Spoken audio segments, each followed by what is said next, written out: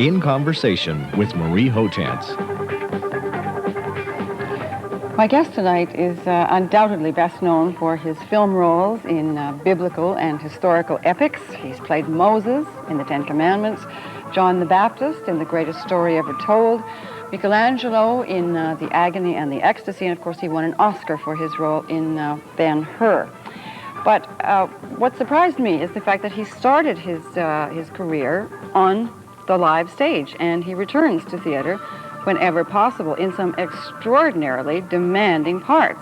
James Tyrone in O'Neill's Long Day's Journey, Sir Thomas More in A Man for All Seasons, Arthur Miller's The Crucible, and what is euphemistically referred to as the Scottish play, Macbeth. I am referring, of course, to Mr. Charlton Heston. Do your friends really call you Chuck? Everyone calls me Chuck except C.B. DeMille called me Charlton, and my mother calls me Charlton. I found when I was a boy that Charlton was a very difficult name both to pronounce and to spell, so I welcome Chuck. But it's very formal somehow, and yet you seem like a Charlton. You do not seem like a Chuck. I think my career has made that true, because nobody ever heard the name Charlton before. It started to be on marquees in my pictures. You're a very lucky man. Indeed I am, no question. Because you're working in a field which you apparently love. It's what you always wanted to do from the time you were a kid, I gather. I can put it even... And you're getting paid for it. Even more succinctly, I make a living doing what I'd really do free. Can you think of anything else that you would have done that would have given you the pleasure that acting has given you? I can't think so. There was a time in my life when I wanted to be a painter. I think if something had prevented me acting, some physical disability or the bad luck of never getting a part, I think I could have been happy as a set designer or a carpenter or a couple of other, a map maker, a cartographer. I like things like that, but acting is my life. It's a curious thing. People say, God, it must be fun acting in this or that part. It isn't fun, it's your life. That's, I think, part of the difference. I have fun drawing or painting or playing tennis or riding or going hunting. I don't have fun acting because, for one thing, you never get it right. You spend your life working at it. But it means, that's like saying, do you have fun breathing? Is it a compulsion, then? I suppose, in a sense. I can't think of anything I'd rather do. It seems a rather frivolous way for a grown man to make a living, but pretending to be other people. But it has preoccupied me. Perfection in it has eluded me, and I suspect will continue to, but I will never cease searching after the curious pleasure of pretending to be somebody else. Some of your peers are almost apologetic about I know that's a fashionable attitude. Richard Burton and people like George that. C. Scott claims to hate acting. Yes. So does Orson Welles. Orson Welles Yes. is a marvelous actor and pretends to hate acting. Why? I don't know. I guess because it's kind of a silly way to make a living, or seems to be, or perhaps out of a deep dissatisfaction at how, on one level, how easy it is to do. I mean, kids can do it. You can get someone off the street who will act a part very well. Children are almost always marvelous actors. The first two or three parts they do, the first part. One time, yeah. And yet, to do it perfectly, nobody seems to be able to get that. On the other hand, nobody ever wrote a perfect symphony either, or designed a perfect bridge. This current film, this Canadian film that, yes, that Mother you Lode. just wrapped just a matter of days ago, is really a family affair. Your son is producing. My son wrote it, writing, and you're directing and acting in it. Yes, it was. Well, we have an illustrious precedent for that kind of father-son collaboration. I would like to think Fraser and I would one day have as distinguished a record of film collaboration as John and Walter Huston. And oddly enough, it occurred to me, I often say, people say, what is Mother Lode about? What kind of a picture is it? I say, well, it's a thriller. At the same time, it's an adventure story. At the same time, it has something to say about gold and greed. And I finally figured out, I said, well, look, let me put it this way. If we make it very, very well. It will be a combination of Deliverance and Treasure of the Sierra Madre. And of course, Treasure of the Sierra Madre is a classic story of what happens, what the greed for gold can do for a man, and was directed and written by John Huston, and the central role was played by Walter Huston. I've read somewhere that your son Fraser actually made his film debut playing the baby Moses. Indeed he did, at the age of 3 months. He gave an extremely distinguished performance, and then promptly retired, realizing, I suppose, the shortcomings of acting as a career for a grown man. We'll take a break on that and return with Charlton Heston right after this.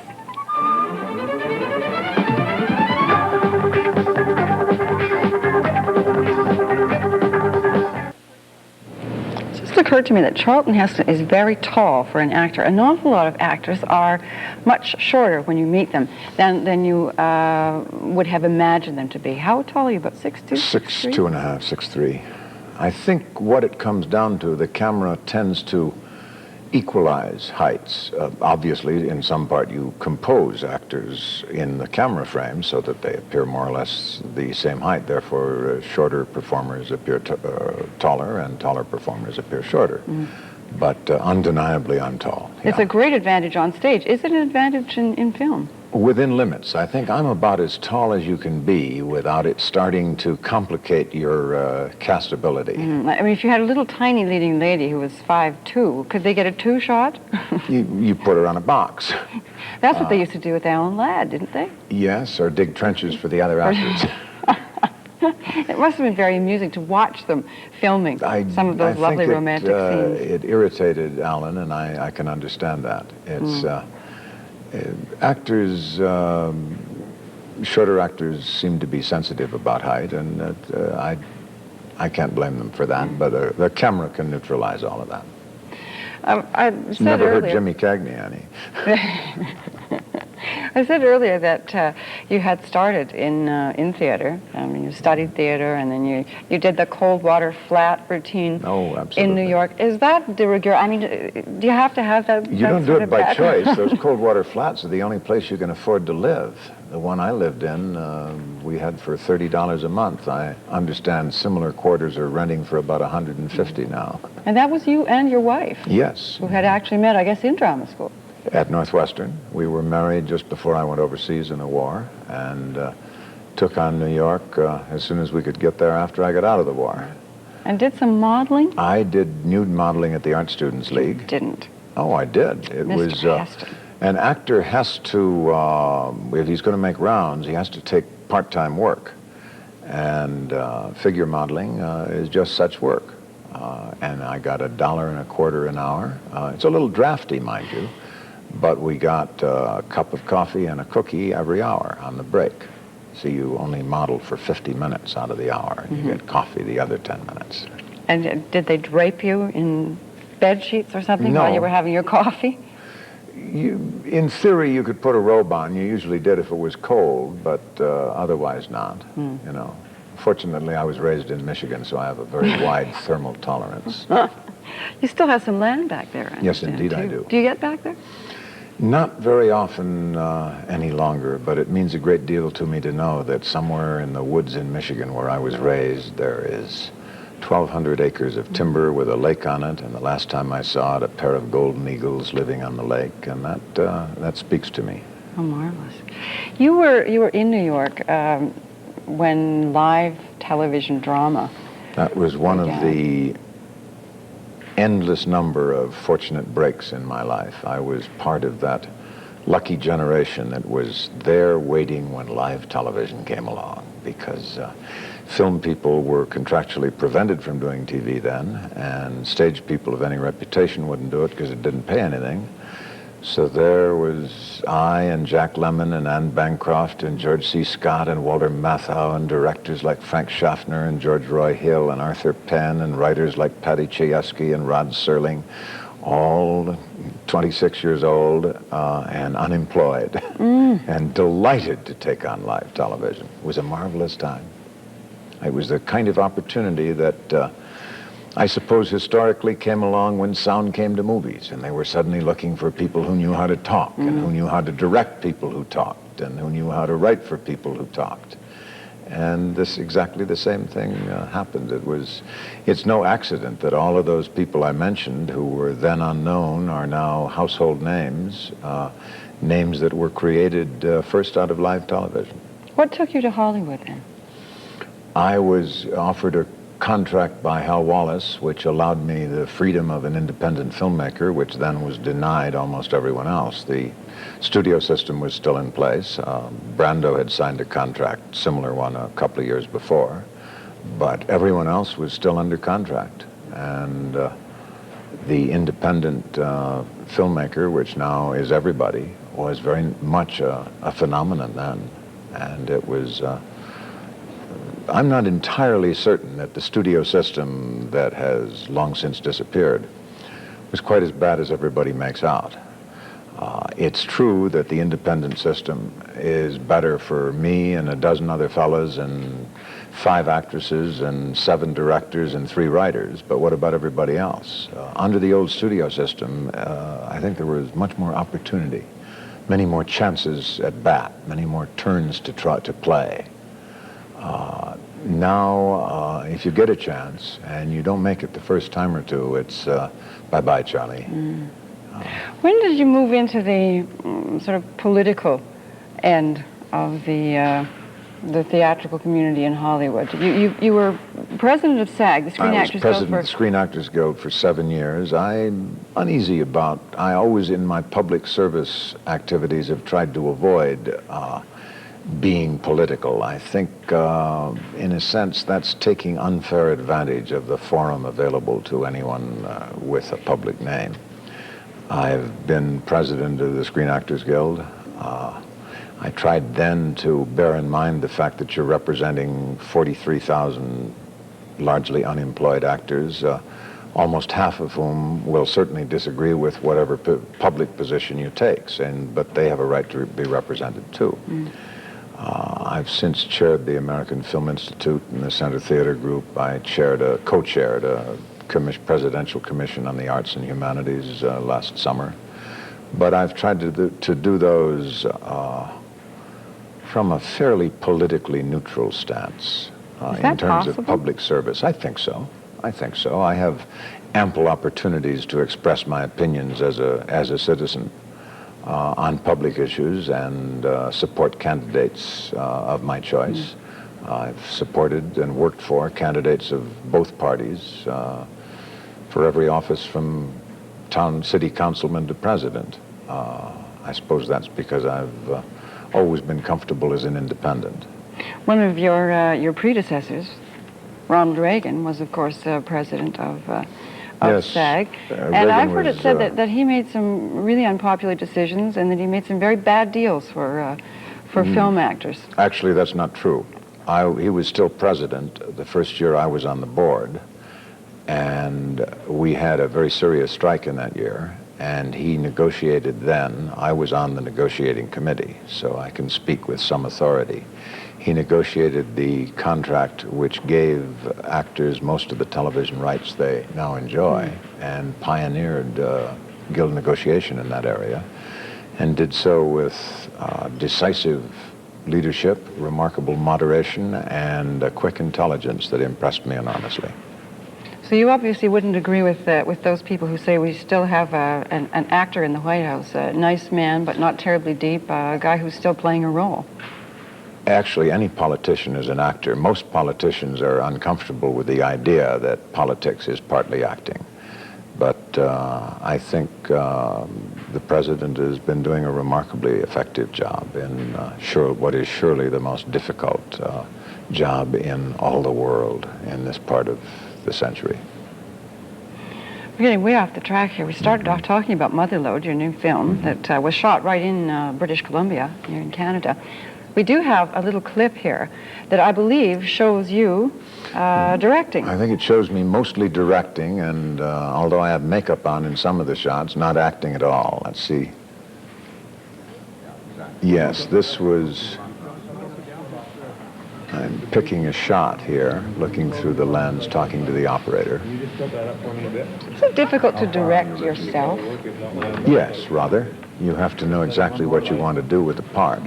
Okay, let me talk to the camera. That's talking to the cameraman, Richard Leiterman. That's the script supervisor. Richard Leiterman, who of course is also a Canadian. Yes, You had, very good cameraman too. Did beautiful largely work. Canadian crew. About 90%. Very good crew. That's Kim Basinger. This is the same as the shot yesterday, only it will be on you. All right.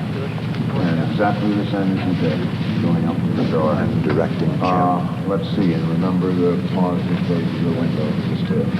Just the Do you combination. have any arguments with your son, the Anxiety. producer-writer, on interpretation? Certainly. Not so much on interpretation.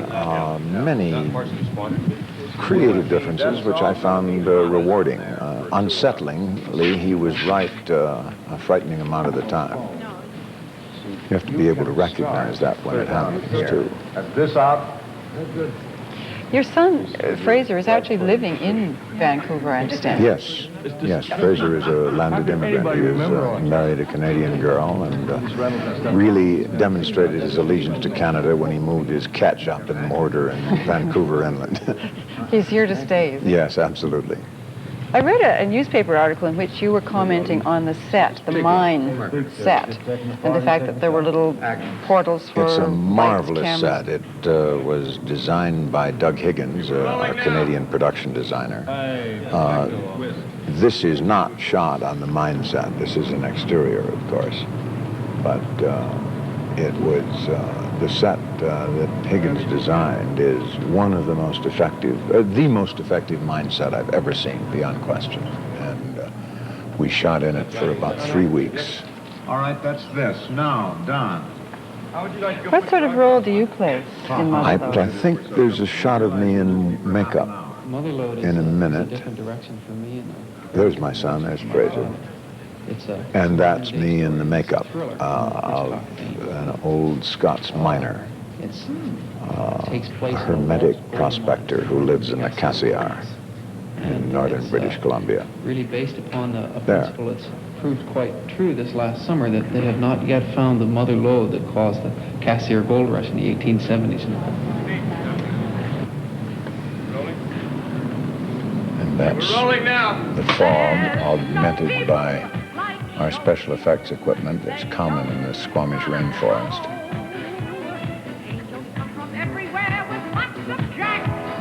And that's Ethel Merman singing. Yeah, where does she fit in? Yeah. Little entertainment in the mine?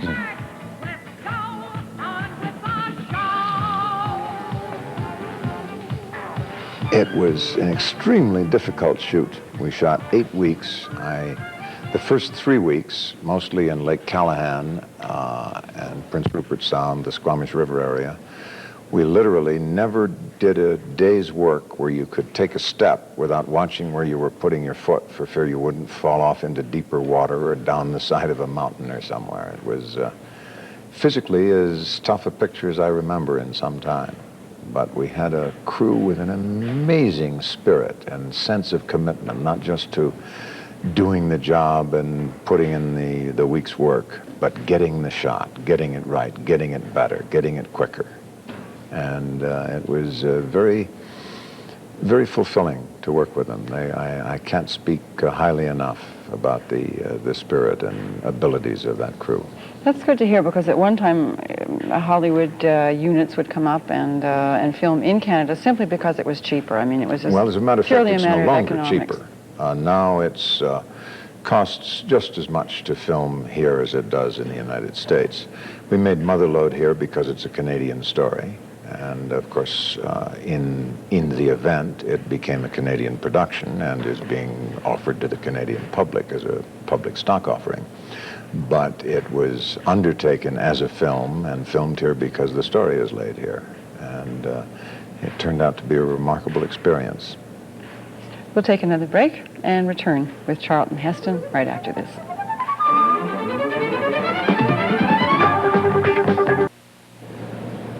Back again with Charlton Heston. You've done well over 50 roles I think about 56, in 57. motion pictures, and yet you've said that you still approach each role with a certain apprehension. I think certainly with a certain excitement and wild surmise that this might be the one I get perfectly, and I've never got it right yet. Well, what have you been happiest with? Which role? I've never been completely content with any part I've done. I'm pleased when a picture makes a lot of money. I'm pleased when a picture wins a lot of prizes and gets good reviews. Rarely that happens with the same picture. I'm disappointed when I make a picture that doesn't fulfill my expectations or anyone else's. But I think the thing I'm most grateful for is the opportunity I've had for now a very long time to keep trying, to keep getting turns at bat.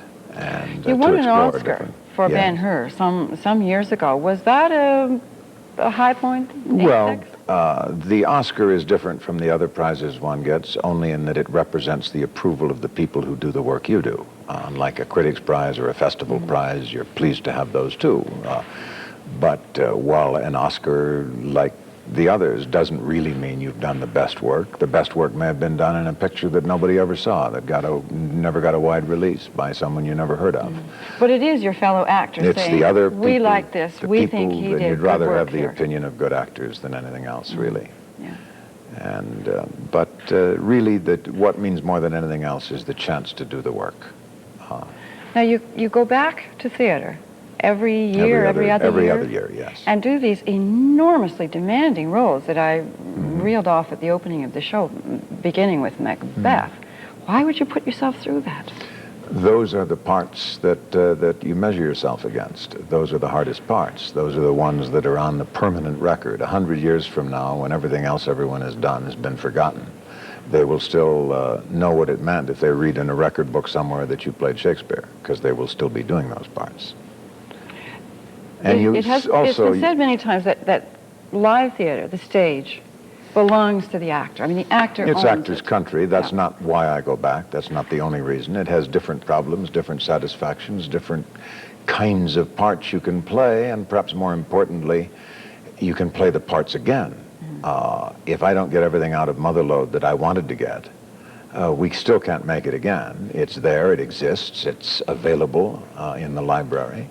But the last time I played Macbeth, that's finished. If I get to play it again, that will be another time. Next time I do Long Day's Journey into Night, that will be another time. The last time I did it is gone now.